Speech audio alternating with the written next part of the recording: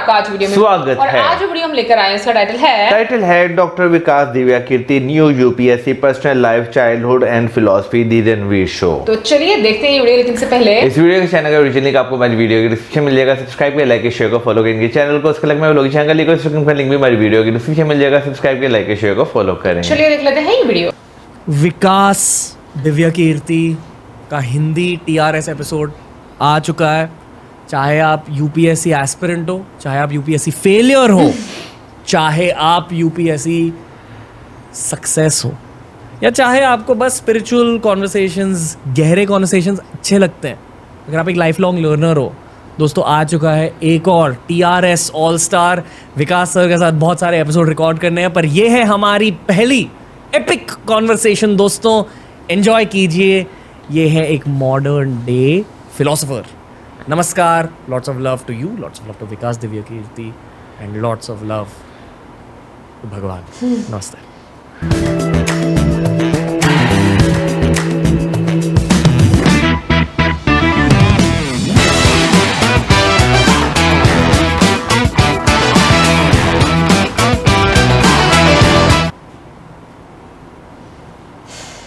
विकास sir, आपका इस studio में स्वागत है, टीआरएस में आपका स्वागत है। बहुत बहुत धन्यवाद। बहुत अच्छा लग रहा है आपके सामने बस बैठकर। मुझे भी उतना ही अच्छा लग रहा है। आपको मैंने कई बार देखा यूट्यूब पर और मेरा मन था आपसे बात करने का कभी, so I am happy to be with you. Thank you sir. ये मुझे एक तोहफा मिला था एक टिबेटन मंक से जी। ये एक बेल है और इसके साथ एक वज्र दिया जी। इस बेल का मतलब उन्होंने कहा, इस बेल का मतलब है विजडम, ओके, यानी कि नॉलेज, यानी कि Saraswati. I think experience knowledge को हम विजडम कहते हैं। हाँ। और इस वज्र का मतलब है कंपैशन, यानी कि दूसरों के जज्बातों को जानना। और ये बेल मैं बहुत कम उठाता हूँ इस पॉडकास्ट में, पर आज उठाऊंगा इस पॉडकास्ट के स्टार्ट में। Thank you, thank you. When wisdom meets compassion. Thank you. बहुत कम लोगों में ये स्किल होती है, to make wisdom meet compassion. दूसरों के दिलों को भी जानना और दूसरों को चीज़ें सिखाना भी एक्सपीरियंस के थ्रू। लोग बहुत शांति से बैठकर आपकी बातें सुनते हैं, तो बहुत रॉ सवाल है, पर क्यों, आपके अकॉर्डिंग क्यों? मतलब अगर बात स्टूडेंट्स की हो रही है तो सरप्राइजिंगली उसके पीछे मेरा व्यू ये है कि मैं स्टूडेंट लाइफ में बहुत ख़राब स्टूडेंट रहा हूँ। बहुत ख़राब मतलब अच्छा नहीं रहा हूँ, बहुत ख़राब तो शायद नहीं था। तो जब आप सबसे आखिरी बेंच पर बैठते हैं स्टूडेंट लाइफ में, सारी शरारतें करते हैं, बहुत सीरियस नहीं होते पढ़ाई को लेकर, आपके पेरेंट्स को आपकी चिंता बहुत ज़्यादा होती है कि ये कुछ कर पाएगा या नहीं कर पाएगा, और फिर जब आपको पढ़ने का शौक़ हो जाता है तो पढ़ाते समय मुझे ये अपने आप समझ में आता है कि सबसे पीछे बैठा बच्चा क्या नहीं समझ पा रहा होगा, क्योंकि मैं उस फेज़ को लंबे समय तक जी चुका हूँ। So maybe I have an ability to understand what he और शी नीड्स। वहाँ से बात को शुरू करना। फिर मुझे मेरे पेरेंट्स ने बचपन से डिबेटिंग में उतारा स्कूल के मंच पर, तो 2000 बच्चों के सामने मैं स्कूल टाइम में खूब डिबेट्स बोलता था, पोइट्री बोलता था। वो जो एक्सपीरियंस मिलता गया, फिर मैंने यूनिवर्सिटी लाइफ में बहुत डिबेटिंग की और मतलब स्टेज एक्टिविटीज़ बहुत ज़्यादा की। मुझे लगता है कि उन एक्टिविटीज़ ने मुझे बोलने का तरीका सिखाया। हंसी मजाक करना मेरी बचपन से आदत रही है, फितरत रही है। तो बोलने का कॉन्फिडेंस, हंसी मजाक करने की क्षमता, सबसे कमज़ोर बच्चे के मन में क्या दुविधाएं होंगी उनको समझ पाना, और फिर अंत में मेरा स्वधर्म जो है, जिसको गीता में कहते हैं कि आप वही काम सबसे अच्छा करेंगे जो आपका स्वधर्म है। मुझे लगता है कि मेरा स्वधर्म दरअसल पढ़ना पढ़ाना ही है। So when I teach I feel like I am into a spiritual experience. इस साल पेपर सबसे टफ पेपर था सुनने में, सभी जो हुआ कुछ दिन पहले, रिजल्ट्स निकले। हाँ, रिजल्ट्स आ गए। ओके, क्या आपको पता चल जाता कोचिंग के दौरान कि किस किस को सफलता मिलेगी और किस किस को सफलता नहीं मिलेगी? आइडिया लग जाता है। ये ठीक वैसे ही जैसे आपको पॉडकास्ट के दौरान अंदाजा हो जाता होगा कि कौन सा कितना चलेगा जी, कुछ वैसे ही है। एक इंट्यूशन का लेवल आ जाता है कोई भी काम करते हुए, लंबे समय तक आप तो कोई काम करते हैं, so you get to understand who has the potential to get through. Idea हो जाता है। Congrats to everyone who succeeded, पर जिन लोगों को सफलता नहीं मिली पहले उनके दिल को एड्रेस करते हैं हम। आप एड्रेस कीजिए। इस बार का जो प्रीलिम्स का पेपर था 2023 वाला, वो अब तक का सबसे मुश्किल पेपर हम कह सकते हैं।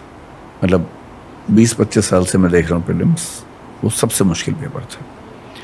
लेकिन इसमें एक बात ध्यान रखनी है, 2 पेपर्स होते हैं, आपको शायद आइडिया हो। एक जनरल स्टडीज़ का है जिसके बेस पे मेरिट बनती है, एक सीसेट है जिसके बेस पे सिर्फ क्वालिफाई करना होता है। जनरल स्टडीज़ का पेपर बहुत मुश्किल था, थोड़ा सा इस बार कंसेप्चुअल की जगह उन्होंने फैक्चुअल एलिमेंट ज़्यादा डाल दिया था।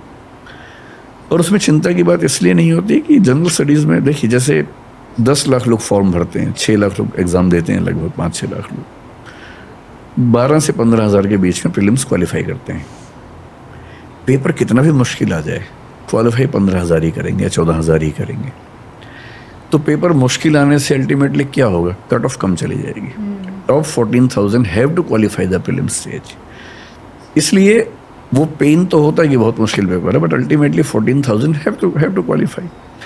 ये हो सकता है कि एक सेगमेंट से क्वेश्चन ज़्यादा आ गए, एक से ज़्यादा मुश्किल आ गए, तो जिनका उसमें कमांड थी वो फ़ायदे में आ गए, जिनके उसमें कमांड कम थी वो नुकसान में आ गए। But generally 14,000 have to get selected in the prelims. CSAT क्या है कि वो क्वालिफाइंग है, we have to score 1/3 33% marks in that paper. उससे मैथ्स आता है, रीजनिंग है और कॉम्प्रिहेंशन है। यूपीएससी पिछले 3-4 साल से मैथमेटिक्स का पोर्शन ना केवल बढ़ा रही है, जो कि ठीक है, लेकिन वो एक अनुपात होना चाहिए ना। पहले क्या था कि 80 क्वेश्चंस में से लगभग 1/3 होते थे comprehension, reasoning, maths. Pattern change करती है। So even if a student is not very good in maths, he or she can manage with the help of reasoning and comprehension because 27 questions are to be corrected. तो UPSC ने maths का थोड़ा सा proportion बढ़ाया, बढ़ते बढ़ते वो करीब 40 क्वेश्चन तक आ गया 80 में से। वो भी लोग मैनेज करते हैं किसी तरह से, क्योंकि बाकी 40 क्वेश्चन तो हैं ही, और मैथ्स के भी कुछ क्वेश्चन कर लेते हैं बच्चे। इस बार जो मैथ्स के क्वेश्चन आए हैं, आईआईटी के बहुत सारे बच्चों ने ये कहा मुझसे, जो सिलेक्ट हो चुके हैं, उन्होंने ये कहा कि पेपर देख के हमारे होश उड़ गए। बहुत सारे बच्चे जो आईआईटी से बीटेक हैं, उनका सीसेट नहीं हुआ है। सच लेवल ऑफ मैथ्स क्वेश्चंस, कुछ क्वेश्चन जो कैट के एग्ज़ाम में आते हैं, एग्जैक्टली वो सवाल पूछे गए हैं। एक पिटीशन कुछ बच्चों ने लगाई कैट में, सेंट्रल एडमिनिस्ट्रेटिव ट्राइब्यूनल में, पर रिजल्ट आ गया है। तो उससे ये जो डिफरेंस आया इस बार, बहुत सारे ऐसे बच्चे जो सिलेक्ट हो चुके हैं ईएस में, मतलब आईपीएस में हो गए, आईआरएस में हो गए, and they were trying to improve their rank. बड़ा सरप्राइजिंग है। मैं करीब ऐसे 50 लोगों को जानता हूँ जिन्होंने फिर से एग्ज़ाम दिया आईआरएस आईपीएस बनने के बाद। उनमें से कम 30-35 से प्रीलिम्स नहीं हुआ इस बार। लेकिन अल्टीमेटली प्रीलिम्स तो हुआ ही है 14,000 लोगों का। तो ऐसे लोग जिनका मैथ्स अच्छा था, बाकी बहुत आइडिया शायद नहीं था एग्ज़ाम का, उनका हो गया। तो मेंस में कंपटीशन थोड़ा सा कम हो गया इस बार। होना क्या चाहिए यूपीएससी को, मुझे नहीं पता क्या अप्रोच है उनके, क्या समझ है। प्रीलिम्स का एग्ज़ाम स्क्रीनिंग टेस्ट है, आप इतना मुश्किल कर देंगे कि बहुत सारे योग्य लोग वहीं ख़त्म हो जाएंगे। इतना मुश्किल, और मुश्किल भी उन चीज़ों में जिनका यूपीएससी में करियर से बहुत लिंक है नहीं। एक बेसिक लेवल की data interpretation, data sufficiency, basic maths, percentage, average, proportion समझ में आता है, आना चाहिए। स्टैटिस्टिकल टूल्स आने चाहिए, समझ में आता है। और अब आप नंबर सिस्टम के नाम पर कैलकुलस के लेवल के सवाल पूछेंगे जिनका कोई मतलब नहीं है उसके करियर से, और है भी तो इतना कि ट्रेनिंग में आराम से कोई सीख लेगा। तो मेरे ख्याल से वो पेपर बनाने वालों की पॉलिसी में या तो कोई अंडरस्टैंडिंग की मिस्टेक है, या इस बार एक एक्सीडेंट हुआ है, अगली बार शायद ठीक हो जाएगा। किसी का ब्रेकअप हो चुका है, उस कोई पीड़ा से गुजर रहा है और स्टूडेंट्स पर वो पीड़ा पास ऑन कर रहा है मुश्किल पेपर के थ्रू। हाँ, हो सकता है, ये हो सकता है। मैं अक्सर कहता हूँ कि असल में बहुत कम लोग हैं जो डिटैच होकर काम कर पाते हैं। जी, जैसे अगर मैं ज़िंदगी में, जैसे आपका एग्जांपल ले, आपका ब्रेकअप हुआ कुछ दिन पहले, जैसे आपने बताया, अब आपके मन में 2 बातें हो सकती हैं। आपको जितना मैं समझ रहा हूँ आपके मन में दूसरी बात ही होगी, लेकिन मैं एक समझाने के लिए कह रहा हूँ। कुछ लोग इस माइंडसेट में आ जाते हैं कि मेरा हुआ है तो फिर कोई भी प्रेम ना कर पाए दुनिया में, कोई भी करेगा तो मुझे जलन होगी, चुभन होगी, ये वो स्थिति है जब मैं चाहता हूँ कि मेरा दुख हर आदमी का दुख बन जाए जी। और सुख के मामले में उल्टा चाहते हैं कि सबका सुख मेरा सुख हो जाए और दुख मेरा सबका हो जाए। इंसान के बड़े होने का मतलब है कि जब दुख हो तो वो अकेला झेले, सुख हो तो बांटे। तो मेरा ब्रेकअप हुआ लेकिन किसी और का ना हो जी, और मैं तो वजह ना ही बनूं, एक ये अप्रोच है। यूपीएससी का कोई भी एग्जाम हो, मैंने कई एग्जामिनर्स को, क्योंकि मैं टीचिंग की दुनिया में हूँ, डीयू में भी पढ़ाया मैंने कुछ समय तक, तो एकेडमिक्स के लोगों को जानता हूँ। कम लोग हैं जो अपनी कुंठाओं से बाहर निकल पाते हैं। बहुत लोग इस कुंठा में, फ्रस्ट्रेशन में ज़िंदगी भर रहते हैं कि मैं जो नहीं कर पाया था कोई और कैसे कर लेगा। और ये सैडिज्म होता है जी। सबकी ज़िंदगी में दुख पैदा करना और उसको एंजॉय करना। जी। मेरे ख्याल से सबसे गहरी ट्रेनिंग एकेडमिक्स में, एजुकेशन में ये चाहिए कि एक कायदे का इंसान कैसे बना जाए और बिना सैडिस्ट हुए दूसरों की खुशी में थोड़ी अपनी खुशी तलाशने की आदत हमें पड़ जाए तो बेहतर है। एम्पैथी की ट्रेनिंग, एम्पैथी की ट्रेनिंग, एम्पैथी, जो शायद हमारे गुरुकुल्स में होता था। मैं बहुत श्योर नहीं हूँ, मुझे आइडिया है नहीं कि उसका क्या करिकुलम था, लेकिन एम्पैथी की ट्रेनिंग घरों में भी होती है। अगर पेरेंट्स की अंडरस्टैंडिंग ठीक होगी, पेरेंटिंग कैसी होनी चाहिए, तो एम्पैथी घर में भी सिखाते हैं।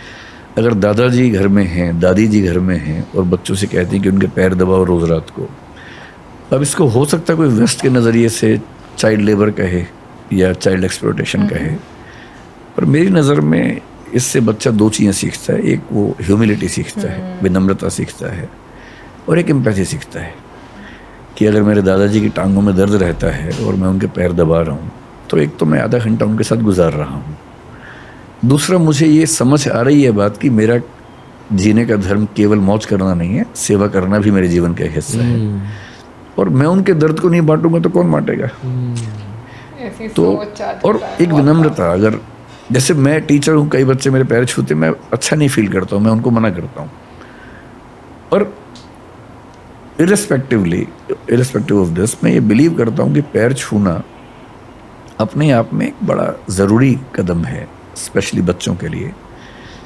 उनको झुकने की आदत रहनी चाहिए, और पैर में झुकना हम सिंबॉलिकली ये मानते हैं कि आप व्यक्ति को सबसे ज़्यादा सम्मान जो दे सकते हैं वो पैर छू के दे रहे हैं। और पेरेंट्स को कम से कम इतना सम्मान मिल जाना कि मेरा बच्चा मुझे अप्रिशिएट करता है, कम से कम थैंकफुल है, ग्रेटिट्यूड है, ये इमोशनल बॉन्डिंग ही तो है, एम्पैथी ही तो है। और इमोशनल इंटेलिजेंस का कंसेप्ट वेस्ट में 20-25 साल पहले आया, लेकिन ये तो अतीत में कब से चल रहा है। जब बुद्ध कह रहे थे कि करुणा ही है जो संसार को जोड़ती है, जब भवभूति उत्तर रामचरितमानस में एक और रस करुण एवं कह रहे हैं कि दुनिया में एक ही रस है, वो करुण रस है, तो ऐसा थोड़ा ना कि एम्पैथी की ट्रेनिंग पश्चिम से हमें सीखनी पड़ेगी। एम्पैथी तो अतीत में कितनी बार, वाल्मीकि हमारे संसार का पहला कवि, पहली बार कवि क्यों बना? ट्रोंच पक्षी का जोड़ा खेल रहा था, एक शिकारी ने एक पक्षी को मार दिया, अब प्रेम में रत पक्षियों में से एक नीचे गिरा। वो जो मोमेंट है, उस मोमेंट में दुनिया का पहला कवि बना है। वेदना कितनी हुई होगी, पीड़ा कितनी हुई होगी। और उन्होंने तो लिखा, माँ निषाद प्रतिष्ठान तो मगवी शाश्वती समा, एक संस्कृत की पंक्ति आती है जहाँ से रामायण की शुरुआत होती है। इसी पर छायावाद के कवि ने, छायावाद 1918 to 1936, उसमें एक कवि ने लिखा, वियोगी होगा पहला कवि, आह से उपजा होगा गान, निकल कर आँखों से चुपचाप बही होगी कविता अनजान। पहली कविता तो आह से पैदा हुई होगी और आँखों से बही होगी। कविता लिखी थोड़ा ना जाती है, कविता तो बहती है आँखों से और जुबान से बहती है। कालिदास ने मेघदूत लिखा, मेघदूत में यक्ष है, यक्षिणी है, उनके प्रेम की कहानी है, विरह की कहानी है। और एक कवि है नागार्जुन, उन्होंने कालिदास पे लिखा और कहा कि एक पंक्ति आती है, अमल धवल गिरी के शिखरों पर प्रियवर तुम कब तक सोए थे, कालिदास सच सच बतलाना रोया यक्ष के तुम रोए थे। यक्ष नहीं रोया था, यक्ष की आंखों से जो बह रहा है, कालिदास तुम्हारे आंसू हैं। और नागार्जुन कवि कह रहे हैं कि मैं पहचान रहा हूँ कि आंसू तुम्हारे हैं। और कवि होने में और लेखक होने में ऐसा होता है। और ये बात ठीक है, एम्पैथी ना हो, अल्टीमेटली इंसान होने का सबसे गहरा मज़ा तो इमोशंस में ही है। और यदि आप इमोशनली कनेक्ट नहीं कर पाते हैं दूसरों के साथ, और कनेक्ट करने का मतलब है उनके दुख में उनके साथ खड़े होना। आई होप कि वो पेपर सेटर्स ये पॉडकास्ट सुन रहे हैं ताकि अगले साल आसान पेपर निकल मतलब के। आसान पेपर से भी सिलेक्शन उतने ही होंगे, इससे कुछ फर्क नहीं पड़ेगा। फिर भी अंतर सिर्फ है कि सीसेट के पेपर में, क्योंकि वो क्वालिफाइंग है और आप बहुत अच्छे बच्चों को बहुत मामूली वजह से डिस्क्वालीफाई कर देते हैं, ये थोड़ा चुभने वाली बात है। ओके, पर फेलियर्स को थोड़ा एड्रेस करते हैं सर। बहुत सारे लोग, मैं उन्हें इतना ही कहूँगा कि जो इस बार पेपर था सीसेट का, अगर आपका मैथ्स बहुत ख़राब है तो बस अगली बार से इतना ध्यान रखें कि सबसे पहले कॉम्प्रिहेंशन के ही सवाल करें, नंबर 2 पर रीजनिंग के सवाल करें, प्रैक्टिस करें कि पहले इनके सवाल कैसे करने हैं। और किसी भी हालत में 35 क्वेश्चंस आ ही जाते हैं जी, out of 80। So if you can do 31 questions out of 35 right, you are through. और ये इतना मुश्किल नहीं है, यहाँ तक कि 35 क्वेश्चन में 30 भी ठीक कर देंगे और बाकी 45 क्वेश्चन छोड़ भी देंगे तब भी क्वालिफाई कर लेंगे। और जो लोग इसे अपना लास्ट अटेम्प्ट मानते हैं उन्हें आप क्या कहना चाहोगे? मैं ये कहूँगा कि या तो मैथ्स सीख लें, अगर मैथ्स में दिक्कत बहुत ज़्यादा है तो रीजनिंग कॉम्प्रिहेंशन में खूब प्रैक्टिस करें। ओके, इतनी प्रैक्टिस करें कि वो, क्योंकि क्या होता है कि 80 क्वेश्चंस 120 मिनट में करने हैं तो यू हैव 1.5 मिनट्स पर क्वेश्चन।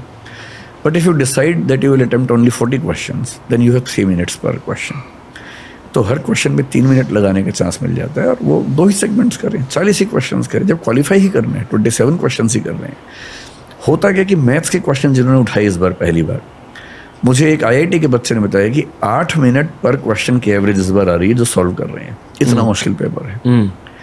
अब क्वेश्चन पेपर की डिमांड है 1.5 मिनट में एक क्वेश्चन करना है, आपके क्वेश्चंस का लेवल 8 मिनट वाला है, तो जो मैथ्स में उलझा जनरली फंस गया। So I will suggest through your podcast कि कॉम्प्रिहेंशन और रीजनिंग के क्वेश्चंस को चुन चुन के पहले सॉल्व करें जल्दी से जी, 1.5 घंटे के अंदर 40 क्वेश्चन कर लें।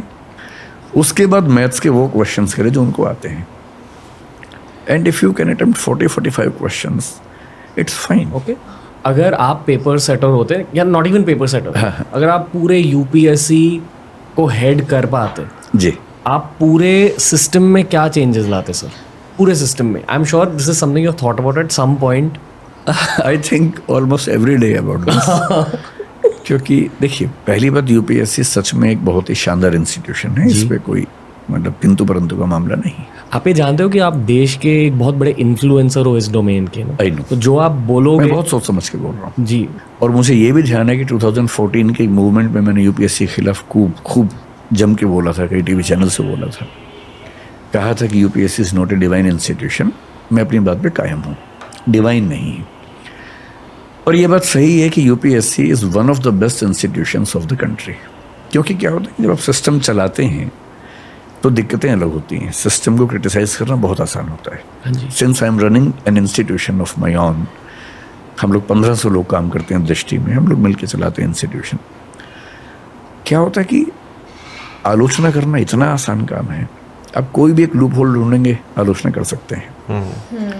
और सिस्टम को चलाना इस तरह से कि उसमें एक भी लूप होल ना हो, बहुत मुश्किल काम होता है। So when I empathise with the members of UPSC as well, तब मैं ये बात कहना चाह रहा हूँ, जनरली वो कोशिश करते हैं चीज़ें ठीक रहें, एक्सेप्ट कभी कभी उनके कुछ मेंबर्स की राय ऐसी होती है जिससे हम एग्री नहीं कर सकते।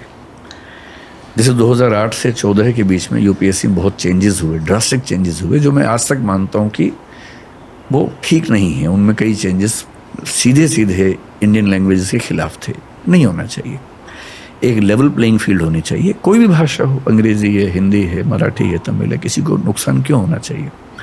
शहर का बच्चा, गांव का बच्चा, किसी को नुकसान क्यों होना चाहिए? पर जब आप कुछ ऐसी चीज़ें इंड्यूस करते हैं जो सीधे किसी को नुकसान पहुंचाती हैं, तो सवाल उठता है, ये गलत अप्रोच है आपकी। तो UPSC in general is a good institution, this is the starting point. उनको प्रीलिम्स में मैथमेटिक्स का जो मानिया उनके दिमाग में बैठा हुआ है और जो फोबिया बच्चों के दिमाग में, उससे थोड़ा सा बचना चाहिए, है ना। इतना मैथ्स जितना UPSC के पास चाहिए, एक IAS को कितना मैथ्स चाहिए भाई जी? क्यों उसको बहुत गहरे प्रश्न मैथ्स के आने चाहिए? उसको इतना आना चाहिए कि वो टेबल्स, ग्राफ बना सकता हो, समझ सकता हो, कैलकुलेशंस कर सकता हो, कोई रिपोर्ट आई है कैलकुलेशन से चेक कर सकता हो, उसकी कैलकुलेशंस फास्ट भी हों, यहाँ तक समझ में आता है। डेटा इंटरप्रिटेशन कर सकता हो, डेटा सफिशिएंसी देख सकता हो, डेटा मैनिपुलेशन तो नहीं लेकिन डेटा एनालिसिस कर सकता हो, ये सब पूछ लीजिए। लेकिन जानबूझ के इतना मुश्किल बनाना कि वो केवल वही लोग कर सके जिनका मैथ्स बहुत गहरा है, इसकी ज़रूरत नहीं है। रीजनिंग में ज़रूरी है भाई, अब वो पूछ ही रहे हैं। और सरप्राइजिंगली सीसेट में 2 सेगमेंट्स हैं, एक है इंटरपर्सनल स्किल्स और एक है डिसीजन मेकिंग। उस पर एक भी सवाल नहीं पूछ रहे 4-5 साल से। जबकि when you become an IAS or IPS officer, basically what you have to do is you have to take decisions, you have to communicate with the public. उस पर आप सवाल ही नहीं पूछ रहे, एक भी नहीं पूछ रहे सवाल। जबकि पहले 10 सवाल आते थे, 10 से 9 हुए, 8 हुए, उसके बाद 4-5 साल से 0 है। तो मुझे लगता है कि फोकस को लेके थोड़ा देखना है। मेंस उनका जनरली इस समय ठीक है, बस उसमें थोड़ी सी ऑब्जेक्टिविटी ऑफ इवेल्युएशन में, मॉडरेशन, स्केलिंग सारे सब्जेक्ट्स के बीच में, मीडियम्स के बीच में, मुझे लगता है कि स्केलिंग के मामले में थोड़ा सा वो कमज़ोर हैं। मीडियम्स के बीच में वो हो सके तो अच्छी बात है, किसी को फ़ायदा ना पहुंचे लेकिन किसी को नुकसान ना पहुंचे, बेसिक बात सिर्फ है। Interview is so subjective. Interview के लेवल पर तो मुझे नहीं पता वो ऐसा क्यों नहीं कर पा रहे, या तो रिसोर्सेज की दिक्कत है या पॉलिसी पैरालिसिस है। आप सोच के देखिए, इस बार जो बच्चे सिलेक्ट हुए हैं, मैं तो करीब 70-80-100 बच्चों को जानता हूँ जो सिलेक्ट हुए हैं। कुछ पैनल्स हैं, 2 इंटरव्यू पैनल्स ऐसे थे, मैं नाम नहीं बोलूँगा उनका भी, उनमें जो गया उसकी ज़िंदगी ख़त्म हो गई, क्योंकि वो वही सैडिज्म है, पता नहीं क्या है, अपनी कोई कुंठाएँ हैं, बच्चों को नंबर देते ही नहीं है जी। आप सोचिए कि 6-7 पैनल्स यूपीएससी में है इंटरव्यू के, उनमें से एक पैनल ऐसा है जिसमें एक बच्चे को एवरेज मार्क्स 170 कैसे मिल रहे हैं, और एक अच्छा बच्चा वहाँ जाएगा तो मान लीजिए कि 190 ले लेगा, वही बच्चा गलती से दूसरे रूम में चला जाएगा तो 150 लेके आएगा। और 40 नंबर का डिफरेंस यूपीएससी का मतलब होता है कम से कम 400 रैंक का डिफरेंस।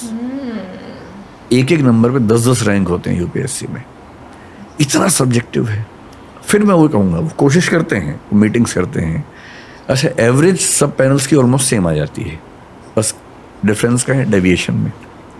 अगर एक बोर्ड में सबको 160, 180, 160, 180, 170, 170 मिल रहे हैं और दूसरे में 130, 210, 125, 205 ऐसे मिल रहे हैं, एवरेज सेम आ गई जी। लेकिन आप किसी बोर्ड में जाएंगे तो 170 के ऊपर जा ही नहीं सकते, किसी में आपको 200 प्लस का स्कोप मिल जाता है, किसी में 130 पाने का रिस्क हो जाता है। तो मैं कई बार सोचता हूँ, अगर यूपीएससी मुझसे, खैर पूछते नहीं वो लोग, मैं तो चाहता हूँ कि सरकार पूछे मुझसे कभी, अगर पूछे तो। यहाँ जो मैं समझ रहा हूँ हाँ, वो ये है कि बहुत बड़ा ह्यूमन फैक्टर रहता है यहाँ। वो सिंपल सॉल्यूशन है। आप 275 मार्क्स का एक इंटरव्यू ले रहे हैं, आप 100 के 3 कर लीजिए जी, 3 पैनल्स में इंटरव्यू करवा दीजिए। रिसोर्सेज की दिक्कत है, कुछ और मेंबर्स लाइए, टाइम बढ़ाइए, कुछ भी कीजिए भाई, ये देश का भविष्य है, किसी बच्चे का भविष्य है। आप केवल कुछ रिसोर्सेज बचाने के लिए एक ऐसे व्यक्ति को आईएएस बना देंगे जो अगले 35 साल तक परेशान करेगा आपको। इससे बेहतर है कि आप 3 इंटरव्यू ले लीजिए, या एआई लाइए एक ही इंटरव्यू में, एक एआई बॉट लाइए जो हो सकता है इंटरव्यूअर्स को रिप्लेस कर सके। हो सकता है आगे चल के ऐसा बूम। नहीं मस्ती कर रहा हूँ, बहुत रिस्पेक्ट करता हूँ हर इंटरव्यूअर की, सैडिज्म को भी रिस्पेक्ट करता हूँ इन सम वेज। मैं समझता हूँ जो कष्ट आपके दिल में, आप बेसिकली स्टूडेंट्स पर वो कष्ट फेंक रहे हो, पर सॉरी ऐसा नहीं है कि वो मेंबर्स जानबूझ के नंबर कम दे रहे हैं, उनके दिमाग में बैठा हुआ है। जैसे आप स्कूल में जब पढ़ते होंगे जी, कुछ टीचर्स का मार्किंग पैटर्न काफ़ी लिबरल होगा, कुछ का बहुत टफ होगा। जो जिंदगी में खुश थे मतलब वो भी एक पॉसिबिलिटी है, पॉसिबल एक्सप्लेनेशन है। ऐसा हो सकता है कि ज़िंदगी में खुश है और उसने बचपन में देखा कि सबसे अच्छे आंसर पे 10 में से 6 नंबर मिलते हैं, तो उसके दिमाग में बेंचमार्क 6 का बना हुआ है, वो 6 के ऊपर जाता ही नहीं है जी। एक दूसरा व्यक्ति हो सकता है कि ज़िंदगी में बहुत खुश ना हो, पर बेंचमार्क उसके दिमाग में 8 का बना हुआ है जी, वो 8 तक जाता है। और इतना सब्जेक्टिव है कि यूपीएससी मेंबर्स को कितना समझाए कि बराबर करो। इसका सॉल्यूशन सही बात यह है कि आप एक इंटरव्यू के बजाय 2-3 कर लीजिए, तो कम से कम जो स्कोप ऑफ सब्जेक्टिविटी कम हो जाएगा। ये बात एसए में भी हो सकती है, एसए में सब्जेक्टिविटी बहुत ज़्यादा होती है, so maybe this paper can be evaluated by 2 examiners separately, ऐसा कुछ करने। मुझे बहुत सुकून महसूस हो रहा है आपसे बात करके। आपकी एनर्जी ऐसी है, शायद इसलिए आपकी इतनी बड़ी फैन फॉलोइंग है। हो सकता है। कि जब आप किसी रूम में एंटर करते हो आप सुकून के साथ एंटर करते हो। शायद आपका बचपन कैसा था सर? जैसा होना चाहिए एक बच्चे का, ठीक वैसा। ऐसे ही थे आप? नहीं नहीं, बहुत शरारती, बहुत बदमाश। ओके। देखिए एक कहावत है, हर साधु का एक अतीत होता है, उसे भी ध्यान रखना चाहिए। कोई साधु पैदाइशी नहीं होता। साधु बहुत बड़ा शब्द है, मैं खुद के लिए नहीं कह सकता हूँ, लेकिन जिसने जम के बदमाशी बचपन में ना की हो वो शांत हो नहीं सकता। इसलिए मेरा मानना है कि जो बच्चे बहुत सीधे हैं वो बच्चे नहीं हैं। एक बच्चे को ऐसा होना चाहिए कि वो छठी का दूध याद दिला दे पेरेंट्स को, टीचर्स को। तो मैं वैसा ही था, बहुत बदमाश। बदमाश मतलब नॉट इन नेगेटिव सेंस, शरारतें। लेकिन इनडिसिप्लिन करना जितना बच्चे करते हैं वैसा करना, एडवेंचरस, लड़ाइयाँ भी करना, और on the same level stage पे खड़े होना 2000 बच्चों के सामने, डिबेटिंग करना। स्कूल का इलेक्शन मैंने लड़ा, जीता। पूरे स्कूल में एक माहौल इस तरह का बनाना, इलेक्शन कैंपेनिंग करना, हर क्लास में जाके बच्चों से बात करना, स्कूल में हीरो बन जाना, कभी कभी ज़ीरो बनना, वो भी सब चीज़ें। टीचर से बहुत पिटना, कई हज़ारों बार मुर्गा बनना, वो सब भी किया। और हज़ारों बच्चों के सामने पुरस्कार मिले, ये भी कई बार। तो बहुत डाइवर्स, बहुत ही इंटरेस्टिंग किस्म की चाइल्डहुड रही है। कुछ गलत किया आपने ज़िंदगी में? बहुत सारी चीज़ें। ओके। बहुत सारी। सबसे बड़ी गलती क्या थी? ऐसे कभी लिस्ट बनाई नहीं इस तरह से, लेकिन स्कूल लाइफ में एक बार ऐसा हुआ था कि झगड़ा हो गया था एक लड़के से, तो फिर 15-20 दोस्तों को ले जाके उसको पीटा था बहुत ज़्यादा। तो ऑर्गेनाइज गुंडागर्दी आप कह सकते हैं, पहली बार 7वीं-8वीं क्लास में की थी। कहाँ की बात कर रहे हो आप? मैं हरियाणा में भिवानी एक शहर था, वहाँ रहता था। फिर उतना ही पिटा भी था घर पे आने के बाद, जब घर पे सूचना मिली। तो वो सब चलता था। लेकिन ऐसी कोई गलती जो बहुत रिग्रेट वाली हो, मुझे बहुत नज़र नहीं आती। ओके। उस लड़के से आप मिले हो उसके बाद? नहीं, उसके बाद नहीं। शायद वो पॉडकास्ट देख रहे हैं आपका। हो सकता है देखिए। आज तक खुन्नस के साथ आपके वीडियोस देख मारा था, पर इस पॉडकास्ट देखकर उसे अच्छा लग रहा है। बहुत अजीब सवाल पूछना चाहूँगा। मतलब मैं ये जानता हूँ, पर ये मैं आपके दिल की बातें जानने की कोशिश कर रहा हूँ। आपको इतने व्यूज़ मिलते क्यों हैं आपके अकॉर्डिंग? इतने सारे लोगों ने डिमांड किया कि आपको लाना है पॉडकास्ट। अच्छा, मुझे इस बात का आइडिया नहीं है। अच्छा। मतलब बहुत सारे लोग चाहते थे। मतलब हम कमेंट सेक्शन बहुत ज़्यादा स्कैन करते हैं, और जब भी किसी का नाम दिख जाता है एक एक्सेल शीट बनाते हैं, और उस शीट में आपका नाम सबसे ज़्यादा फ्रीक्वेंटली मेंशन होता है। अच्छा। हमेशा। क्यों? आपके अकॉर्डिंग क्यों इतना ज़्यादा प्यार? मतलब मेरे जो वीडियोस यूट्यूब पे हैं, जनरली काफ़ी लंबे वीडियोस हैं, फिलॉसफी पे हैं, कॉन्स्टिट्यूशन पे हैं। तो एक तो ऐसा ग्रुप है जिसको स्कूल कॉलेज में इन विषयों पर पढ़ने का मौका नहीं मिला, और उसको पढ़ के बड़ा अच्छा लगता है। ऐसे मुझे कई लोग मिलते हैं, मैसेज करते हैं। दूसरा, मेरी क्लासेस बहुत सारी हैं जो यूट्यूब पे हैं, उनमें हंसी मजाक बहुत ज़्यादा होता है। तो हंसते हंसते कोई इम्पोर्टेंट बात बीच में आ गई, उसकी रील्स बन गई। ऐसे हज़ारों चैनल्स हैं जो रील्स बनाते हैं, मैं नहीं जानता हूँ कौन है। तो उससे क्या होता है कि वो रील जब बच्चे बार बार देखते हैं, फिर AI काम करता है इन सब ऐप्स में, आप एक बार देखेंगे तो बार बार आपके सामने आता रहेगा। तो मेरे ख्याल से यही वजह होगी कि सुकून मिलता होगा शायद कुछ लोगों को। मुझे सच में नहीं पता कि मैं इस सवाल का क्या जवाब दूँ। क्यों इतनी पॉपुलैरिटी? टीचर्स जो होते हैं ना, उनको सुनने का जो है ना हमेशा जो है बहुत ज़्यादा मज़ा आता है। खासतौर पर टीचर्स इस तरह के हो जिनके पास ज़िंदगी के जो एक्सपीरियंस जो है ना वो स्टूडेंट्स के साथ शेयर करने के लिए बहुत सारे हों। बिल्कुल। अभी हम लोग विकास सर को देख रहे हैं, इससे पहले जब हम लोगों ने अवधूजा सर को भी देखा था, उन्होंने अपने एक्सपीरियंस शेयर किए थे। तो अब वो वाकई में सुनने का मज़ा आता है। हर किसी के अपनी एक, आप कह लो कि ज़िंदगी को लेकर इंटरप्रिटेशन रहती है कि वो ज़िंदगी को किस नज़र नज़र से देखते हैं, वो हालात को किस नज़र से देखते हैं। एक दो पॉइंट बीच में इतने इंटरेस्टिंग थे। सबसे पहले तो वैसे यूपीएससी की बात कर लेते हैं, भाई बहुत ही टफ एग्ज़ाम है। सो जितने भी लोग प्रिपेयर कर रहे हैं, सबसे पहले तो सबको बेस्ट ऑफ लक। नहीं वो तो हो चुका है ना, तो रिजल्ट भी आ चुका है नेक्स्ट ईयर के लिए। हाँ, उनको भी बेस्ट ऑफ लक।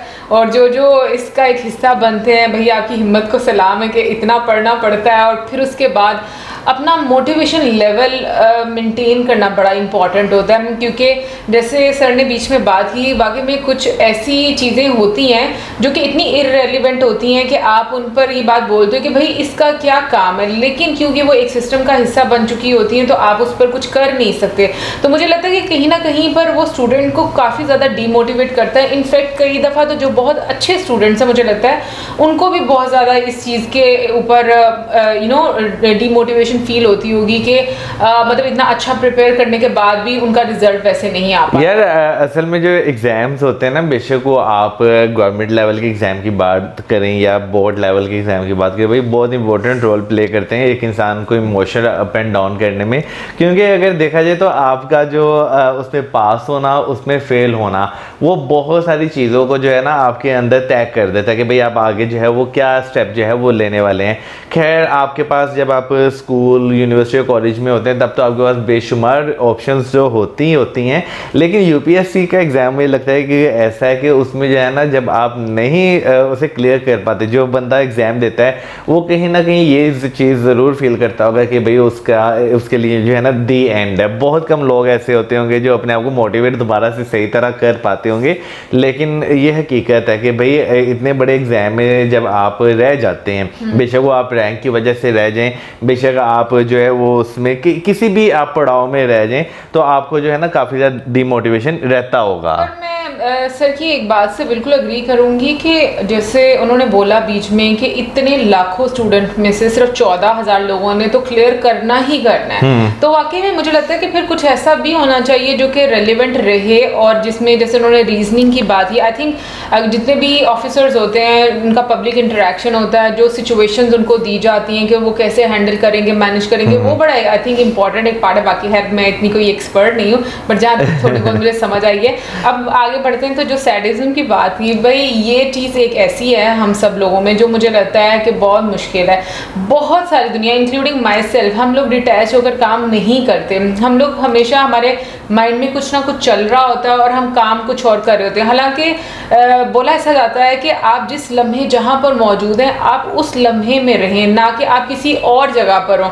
बट हम में से हर कोई, मतलब मैं मेजॉरिटी की बात करूँगी, इनफैक्ट इसकी मैं ऐसे भी एग्जांपल ले लेती हूँ कि अगर हम प्रेयर भी करते हैं ना, तो मतलब मोस्ट ऑफ द टाइम हम प्रेयर में भी हमारा माइंड कहीं और पर होता है, हम लोग उस चीज़ में डीपली इन्वॉल्व नहीं रहते। तो मुझे लगता है शायद इंसान की ये एक प्रॉब्लम है कि आप ना कुछ इस तरह से रहते हो कि लाइक जो चीज़ें हैं वो आपके मुताबिक नहीं होती। तो बट हाँ, मैं ये ज़रूर बोलूँगी, ऐसा मेरी एटलीस्ट मैं ऐसी नहीं हूँ कि अगर मैं दुखी हूँ ना तो पूरी दुनिया दुखी हो जाए, ऐसा मेरा नहीं। मेरा एक ऐसा मैं कहूँगी कि रवैया रहता है कि अगर मैं दुखी हूँ ना तो मैं चुप करके साइड पर हो जाती हूँ। मैं कहती हूँ कि ठीक है भाई, मेरा मूड अच्छा नहीं है तो मैं अभी किसी के साथ बात नहीं करना चाहती।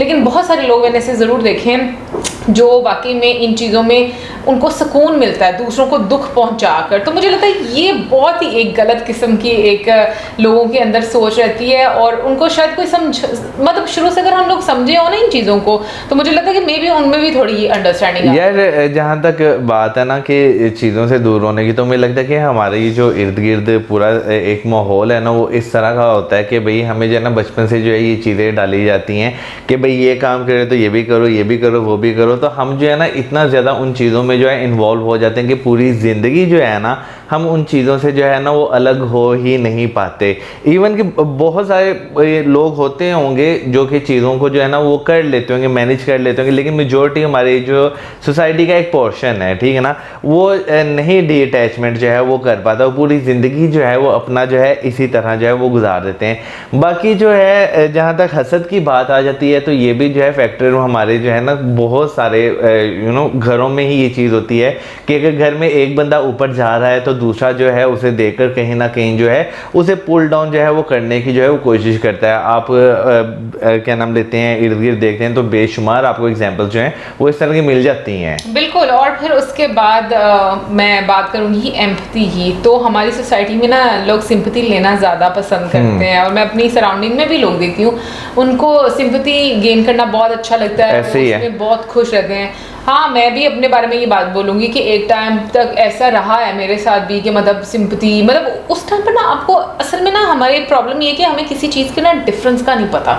वो जो थिन लाइन होती है ना, हम वो कब क्रॉस कर जाते हैं हमें पता ही नहीं होता। सो मुझे लगता है कि काउंसलिंग करना अपनी बड़ी ज़रूरी है, जो कि आजकल के टाइम में आपको बहुत कम मिलती है। लेकिन जब आप टीचर्स को सुनते हो, एक्सपीरियंस लोगों को सुनते हो, तो आपको समझ में आता है कि वाकई में लाइफ कैसी थी और हम लोग कैसे इसको लेते हैं। तो मुझे लगता है कि वाकई में आपको ना बड़े बड़े लोगों को सुनना चाहिए। जैसे सर ने भी, सर मतलब उन जो रणवीर है उन्होंने बात की, और सर ने बोला कि मुझे नहीं पता कि मैं इतना पॉपुलर क्यों हूँ। तो समटाइम्स मुझे लगता है कि ये भी एक बड़े बंदे की निशानी होती है कि वो किसी भी चीज़ का क्रेडिट खुद नहीं लेता, और हम में क्या ये खसलत पाई जाती है कि भाई हम सबसे पहले क्रेडिट खुद लेना चाहते हैं हर चीज़ का।